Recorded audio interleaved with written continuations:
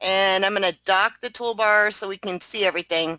And, we kind of played with dividing with, the letters and, a couple other things. And I want to start looking at the outlining options, which everything we do for lettering, all of the editing that we've done and everything, we can do with everything in the program, okay? And we've kind of touched on, some basic lettering things, but I want to look a little bit more right now at some of the other things we can do when we have small letters or narrow letters. Now, I have my building blocks open. You guys can see these small letters down here, right? And you can kind of drag those over and generate. And those are very small letters, and you can align them using the aligning tool. So I want you to know that they're there. There's also running stitch letters, okay?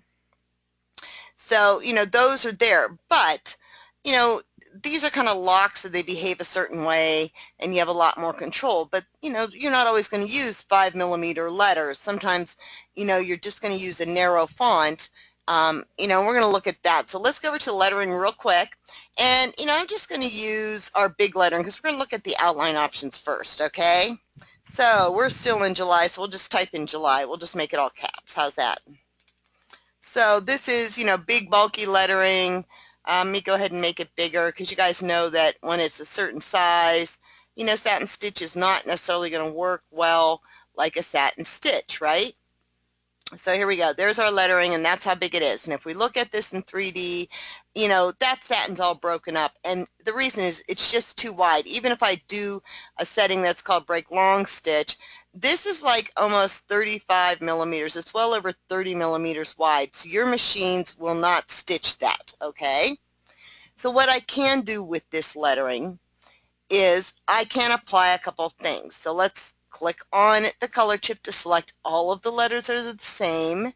And let's go to our settings. In our settings, I have this option on the front that says use border. So if I click on use border and I click on edit, then I can change these settings. Now it says all borders, and for this we have all borders, they're all outside borders because there's no O or there's no E.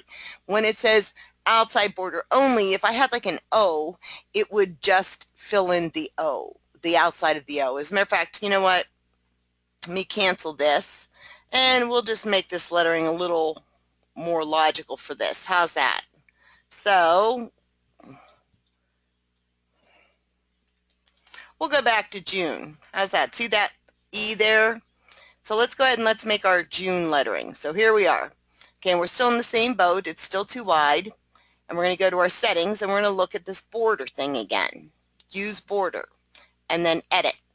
Now my border width on this is 1mm, which is very, very narrow. That's the default. You don't generally want to go with 1mm because it's, you don't want to stitch anything less than 1mm, and I don't have a lot of control over this border. But let's get back to this all borders thing. All borders means outside borders and inside borders. So you like the whole of the E, that's an inside border. If I said outside only, the border would just be made here and not be made on this inside of the E, okay? So I'm going to go ahead and I'll make my border width, let's make that 3. And with this option, I have some very limited things. You can see I've got this, here's my box so that there's no confusion, right? Triple run. If I put it at 0, it's a triple run. But it's right on the edge of the outline. So let's go ahead and say OK, and I'm going to apply that border. Okay, so there's my border. See? The satin border.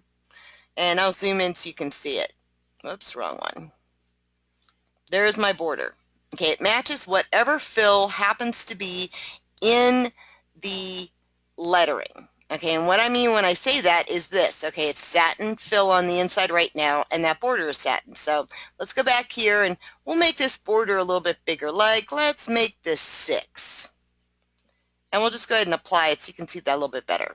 Okay, see how it's satin stitching right now? That's what it is, right? Well, this satin stitch is too wide for this, this lettering. So I would have to either change this to a complex fill or change it to a satin. So I'm going to go over to the satin tab, and I'm going to enable a fill. And I'll go ahead and apply so you can see what it does. What it does is enabling that fill keeps the flow of the letters. I may have some funny little things I have to look at, but for the most part it keeps the flow of the letters. And I can come down here and I can select another pattern and say, well, let's make it this. And there's my pattern that I put into that. And if I don't like that, I can come over here and I can select from any of the patterns that are built in, but I can also make my own patterns. Like, for example, if I say 10 and I start moving these sliders, I can make my own fill patterns, and these are going to be available for all of the fills in the program. And if I like something, I can actually save this fill for later. I just say, well, let's save it, and I'm just going to name it Bernie 1. So there it is, and then I say okay and apply it, and you can see what it looks like. So there's my fill pattern that I've made, right? But if you notice, when I apply a fill pattern to that satin area, it is also applied to that satin border that I've created using this option. Well, that can have some interesting effects, if I want to do that. What I can't do with this lettering is I can't use that border option and come in here and say, let's divide it with a line or a curve. I'm just going to kind of divide all the way through here, because watch what's going to happen.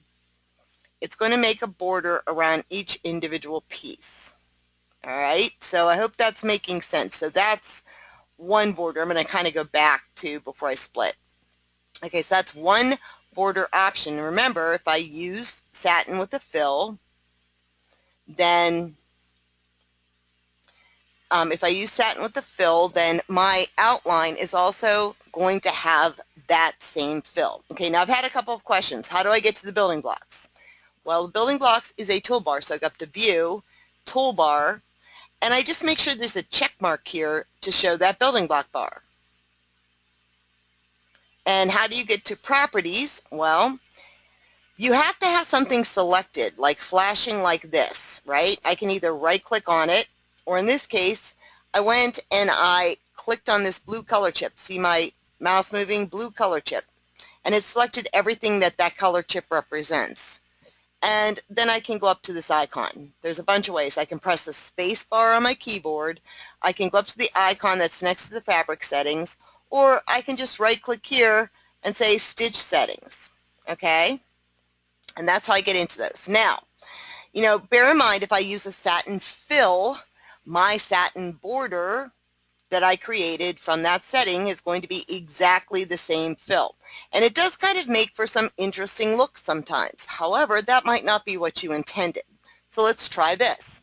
If I have big lettering and I want to put an outline around it that is a satin outline, but it's too wide to be a satin fill, I can change that to a complex fill. So there's my letter, it's all complex fill.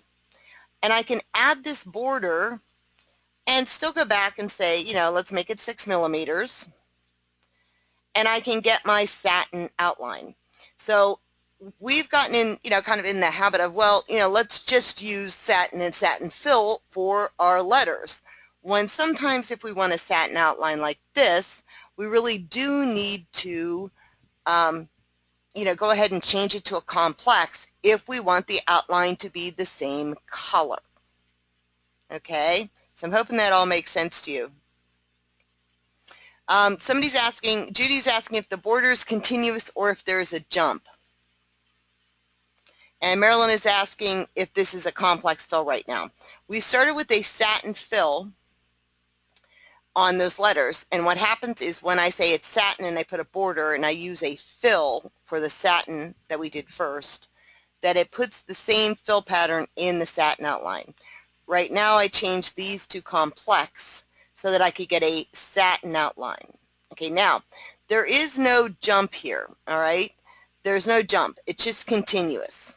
Okay, if you use this as one continuous piece, all right? Now, with that being said, if I look at my settings and border, these are the only settings I have. Now I could say, 0 and make it a running stitch, but that's all I have here, right? So let's do this. I'm going to turn off the border. we're going to go back to satin, and I'm just going to put in a basic satin fill in this, right? And I might get a little bit fancy. We'll use my pattern, right? Okay, so what I've got is these satin letters now. And these satin letters have a fill in them because they're too big to be stitched with a satin stitch. Okay, so is everybody following me?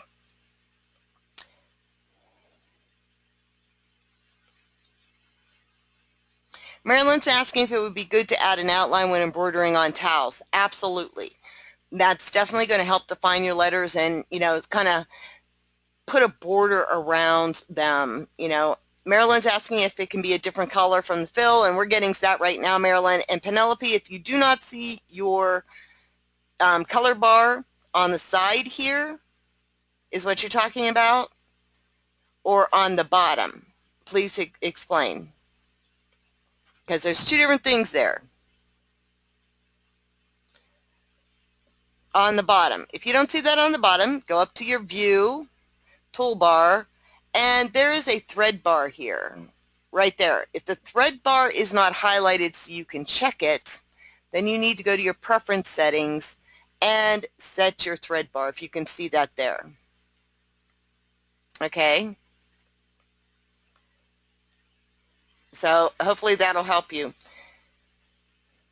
Okay, and what's the acceptable cutoff width for an satin stitch?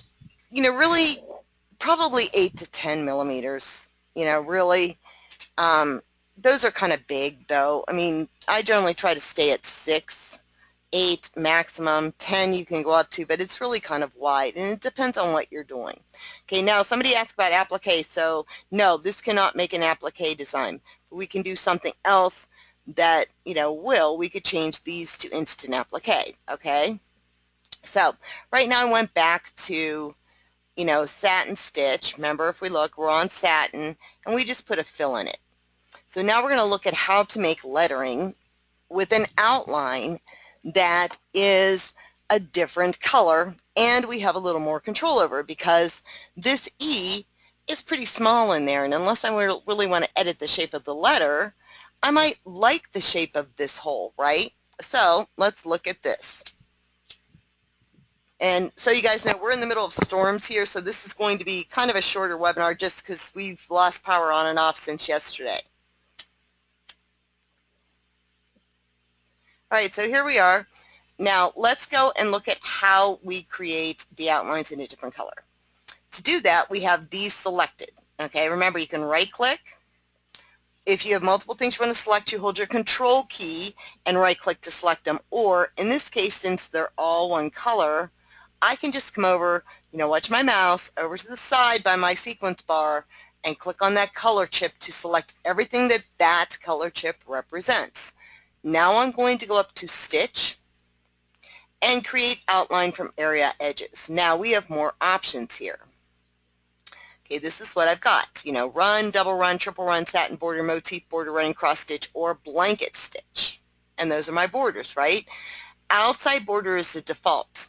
Inside border and all borders. So I have these options here, and with this E, I might want to just make the outside borders for right now. We're going to go ahead and stay with satin, and my width is 1 millimeter, so I want to create that as 3 millimeters. Well, you know, we did 6. Okay, so what's going to happen when I make this outline, which is a line, is that 3 millimeters of the 6 millimeters is going to go inside, and 3 is going to go outside. Okay, so we're just on the outside borders. And I go ahead and say OK, and these are created. Now I'm going to click on a color chip real quick just to change the color, and it'll generate them. So there is my second color outline, and you may wonder why I didn't bother to do that inside E. Well, because I've got to look at this E for a second, and if I just right-click dead center on the blue part of this E, I have to decide what I want to do with this hole. And if I just let 3 millimeters go to the outside, right, if I just created the border and did 6 millimeters, let me show you what happens.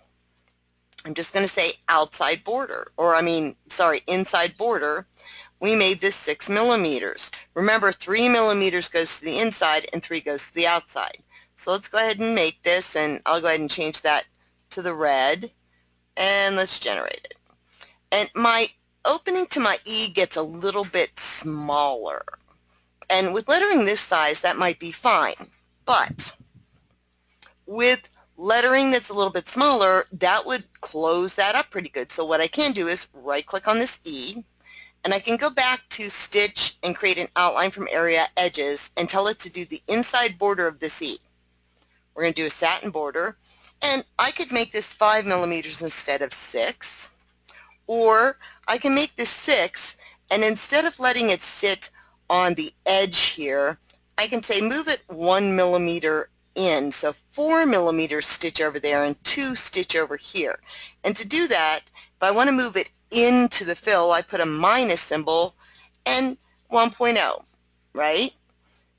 So let's go ahead and make that. Let me right-click on this color chip to make it red, and let's generate. And now I've got that opened up a little bit more. So I hope that that's making sense. But that's how, if I just pick all borders, then if I have openings that are small, like this E or this A, or, then I might have some problems with closing, where with this I can move it in a little bit, and that stays a little more open when I stitch it. Now, we're going to talk about the offsets for a second. So I'm going to go ahead and select this and get rid of it. And I'm going to click on the blue color chip, and I'm going to go back into Stitch and create an outline from area edges. Okay, I'm just going to do the outside borders, and I'm going to do a triple run. So if I say an offset of 10, which is pretty good, that's 10 millimeters. It's going to go 10 millimeters away from the outlines flashing here, okay? 10 millimeters away from the outline edge of the letters. And there we go. Okay, so is that making a little more sense? So I'm going to get rid of those. Now let's do this again and say, okay, Stitch, create an outline from area edges. We're going to go ahead with triple run, and I'm going to make it -5. Or we'll make it a little bit bigger, -7. That means 7 millimeters with a negative sign in front of it from this edge to the inside. So let's go ahead and say that, and let me go ahead and click on that to make the color and see the difference between the positive and the negative symbols, what they do. Okay? So, positive and negatives are going to move these things around. Now, this has been kind of a dramatic move, but there's a reason for it. For example, let me get rid of these letters, if my program will behave. Hold on. Okay, so there we go. When I'm in the video, if I click on one of the controls, I'm actually not in the program anymore. I'm in the video thing. So here we go. And so if I say, Stitch, create an outline from area edges, well, we'll go ahead and we'll do all borders and leave it at satin, but let's make that, 5 millimeters, no offset. I'll just go ahead and make it like this, and let's make it red. Okay, there we go. So now I'm, in this red, it's actually a line. Like if I go into view outline, it's a line. It's editable as a line, right? So let me go back to Stitch View. If I want to do something else with these letters, I click on the blue color chip for the letters, go up to Stitch, and create an outline from area edges. And you know what? I'm going to make this a triple run, and I'm going to make this an offset of, if that satin stitching is 5 millimeters, I might want to offset this by 2.5 millimeters, so it's right in the middle of this. And I'm doing a triple run, and we'll do all borders again and say okay, and let me go ahead and change the color so you can see it.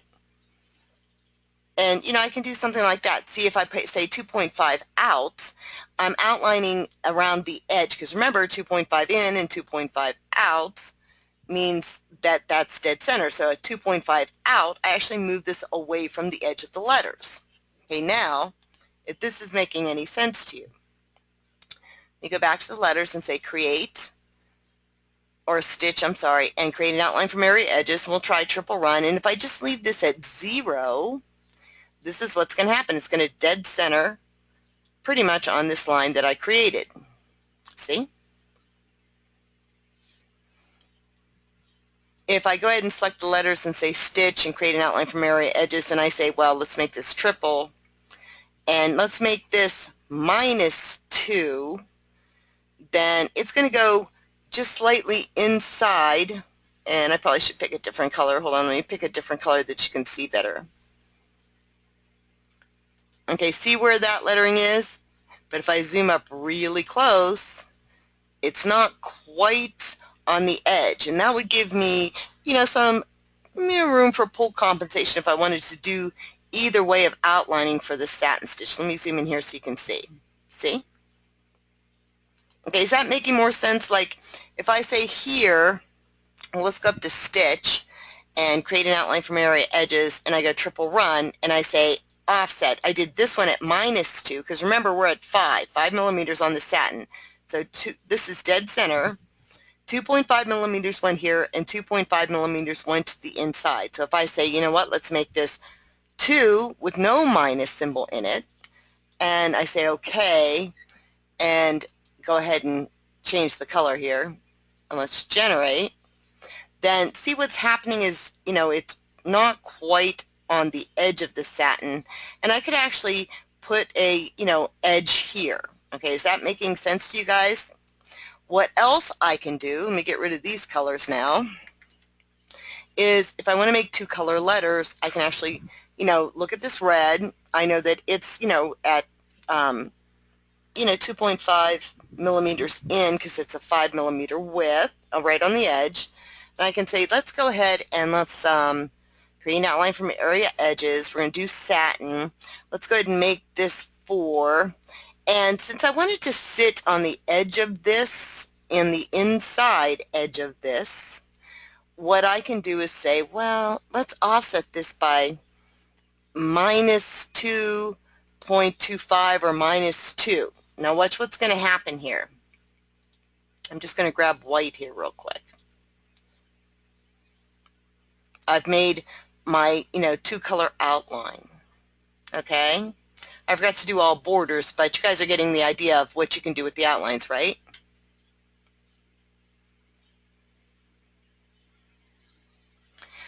Faith, Faith is asking about activating her travel dongle. Did you receive a key file for your travel dongle?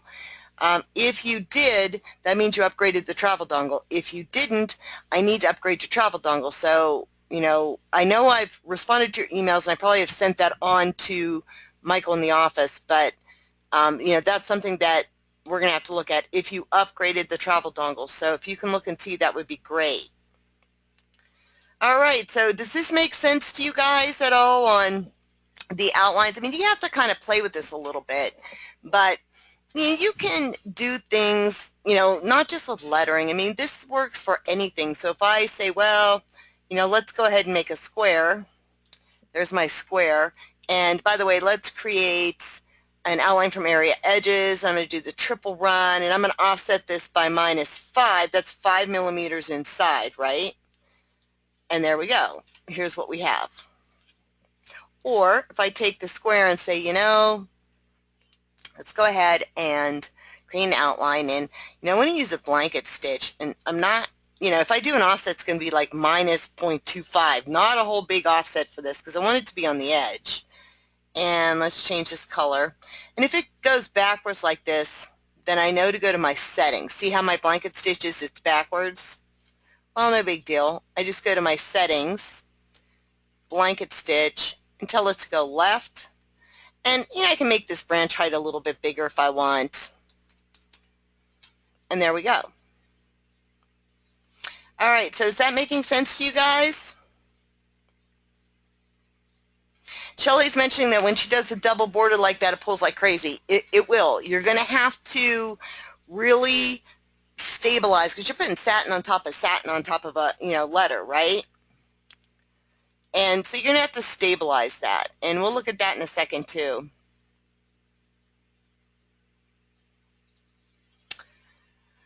Brenda, you need to email Michael at generationcmb.com regarding your CD. I actually do not ship. Okay, Faith, send me a note through technical support at generationcmb.com, and I will get that over to the office and see what's going on. All right, so let's go back to our letters for a second. when you do something like this, you're doing satin on top of satin on top of satin.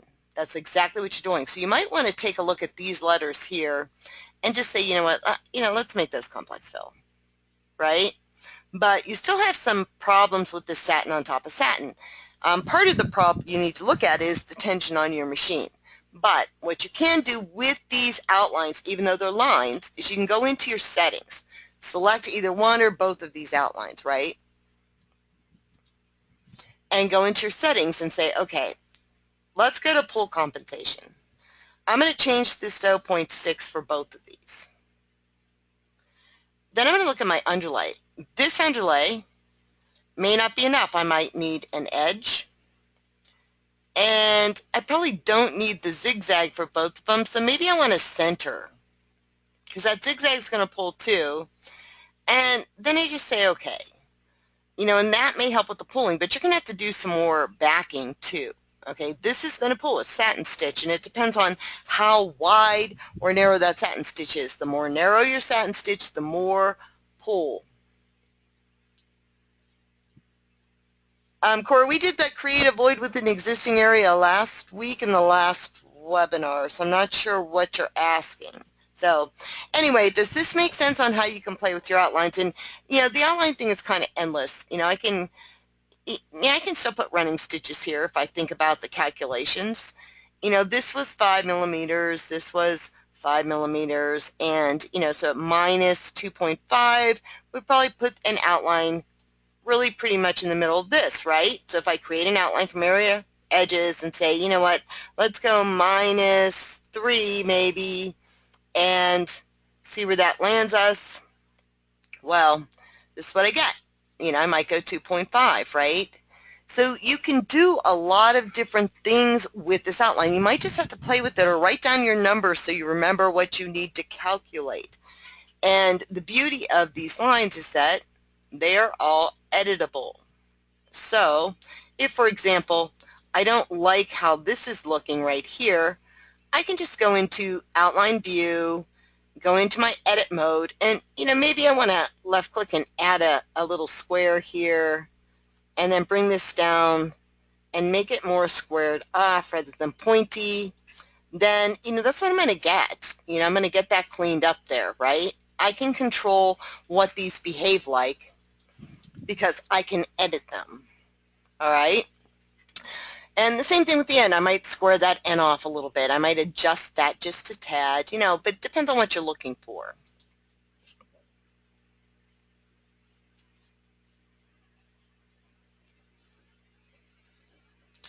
I have no idea, Penelope. All right, so we're going to go ahead and kind of stop here now. And let me turn off the recording. And those of you who were